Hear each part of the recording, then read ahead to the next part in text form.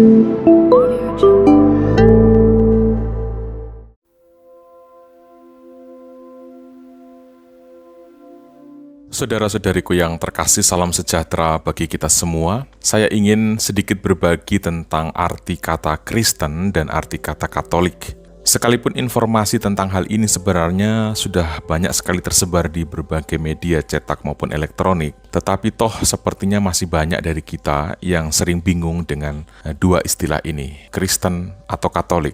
Apakah orang Katolik itu bukan Kristen misalnya? Mengapa kalau dikatakan Kristen di Indonesia itu identik bukan orang Katolik? Kalau Katolik ya Katolik, kalau Kristen itu berarti bukan Katolik misalnya. Ya, apakah seperti itu makna di balik penggunaan kata Kristen dan kata Katolik? Nah, semoga uraian singkat ini turut menambah pengetahuan kita. Pertama-tama, saudara-saudariku harus pahami dahulu bahwa ada dua istilah awal yang berhubungan dengan perjalanan gereja, yakni kata atau istilah Kristen dan kata atau istilah Katolik. Kristen itu merujuk pada sebutan terhadap pengikut Kristus, orang-orang yang mengikuti jalan Tuhan, orang-orang yang mengikuti Yesus Kristus, dan kita bisa menjumpai pernyataan itu dalam beberapa ayat dalam Perjanjian Baru. Yang pertama kali khususnya kita bisa jumpai dalam Kisah Para Rasul bab 11 ayat 26.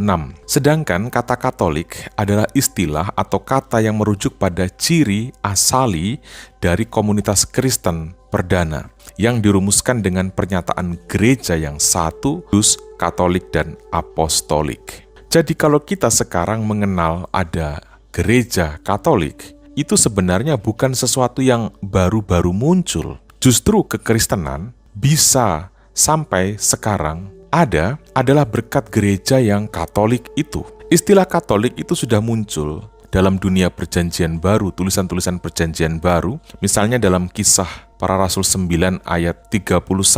Mengingat bahwa saat itu belum ada jenis gereja yang lain selain komunitas Kristen asuhan dari para rasul sendiri, maka istilah Katolik di dalam Perjanjian Baru tidak bisa ditafsirkan atau dihubung-hubungkan dengan kenyataan perbedaan gereja-gereja seperti yang kita mengerti sekarang. Saat itu orang tidak memikirkan bentuk gereja atau komunitas Kristen lain di luar ketetapan para rasul. Kemudian dalam perjalanan sejarahnya, istilah Katolik itu menjadi lebih ditegaskan penyebutannya sejak tahun 107 oleh Santo Ignatius dari Antioquia dalam sebuah surat untuk umat di Smyrna yang menjelaskan dan menegaskan tentang satu-satunya gereja yang didirikan oleh Yesus Kristus adalah gereja Katolik. Dan saudara-saudariku, ini bukan klaim saya atau klaim pemimpin gereja Katolik belakangan ini. Ini adalah penegasan di awal perkembangan gereja, jauh sekali sebelum realitas kekristenan seperti yang ada sekarang. Kita tahu bahwa istilah itu dimaksudkan secara jelas untuk memberi penegasan, sekaligus memberi pembedaan pada kelompok-kelompok bid'ah atau heresi pada masa itu, misalnya doketisme, ada gnostisisme, bahwa hanya ada satu komunitas Kristen yang benar-benar asli sesuai mandat Yesus Kristus, yaitu gereja Katolik. Adapun unsur-unsur yang ditekankan di dalamnya adalah soal ekaristi, soal uskup, soal imam. Disebut sebagai komunitas Kristen yang benar kalau setia pada uskup, setia pada imam, dan setia pada ekaristi. Inilah jaminan kesatuan dan jaminan kebenaran iman kekristenan itu.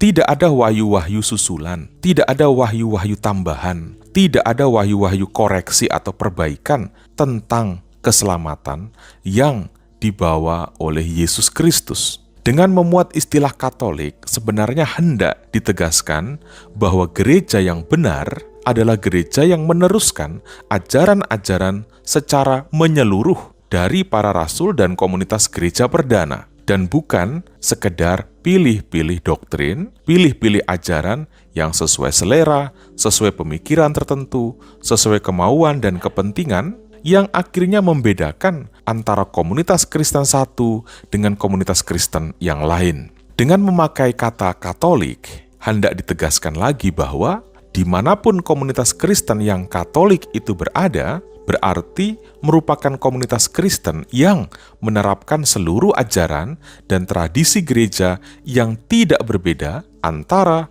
komunitas Katolik di wilayah A dan komunitas Katolik di wilayah B atau C dan seterusnya. Maka dalam gereja Katoliklah tampak unsur satu, kesatuan dalam tubuh kekristenan.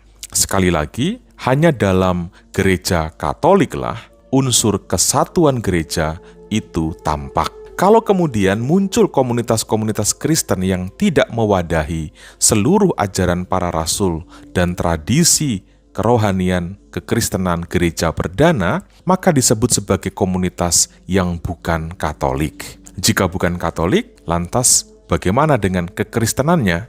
Saya tidak tahu sampai di situ.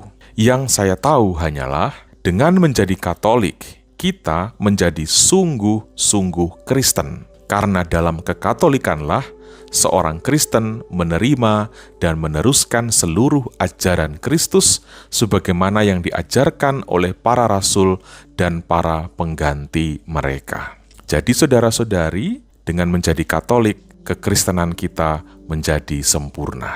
Jadi, jangan bingung lagi dengan penggunaan istilah Kristen dan istilah Katolik. Kalau kita mau sungguh-sungguh Kristen, maka jadilah Katolik. Tuhan Yesus memberkati kita semua.